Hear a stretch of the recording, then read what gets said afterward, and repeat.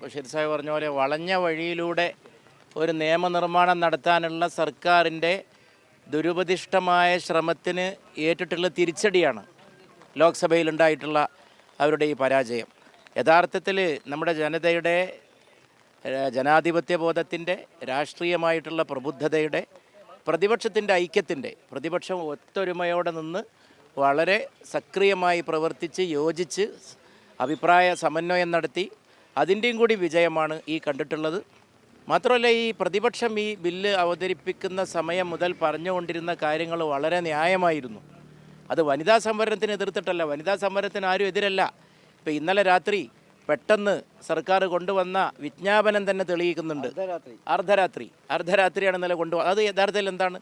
നേരത്തെ നമ്മൾ പാർലമെൻറ്റ് പാസ്സാക്കിയിട്ടുള്ള പ്രതിപക്ഷത്തിൻ്റെ പിന്തുണയോടെ പാർലമെൻറ്റ് വളരെ നല്ല നിലയിൽ അന്തസ്സായിട്ട് പാസ്സാക്കിയിട്ടുള്ള ആ നിയമത്തിൻ്റെ അടിസ്ഥാനത്തിലാണ് ഈ വിജ്ഞാപനം. അപ്പോൾ അത് ചെയ്താൽ മതിയായിരുന്നു.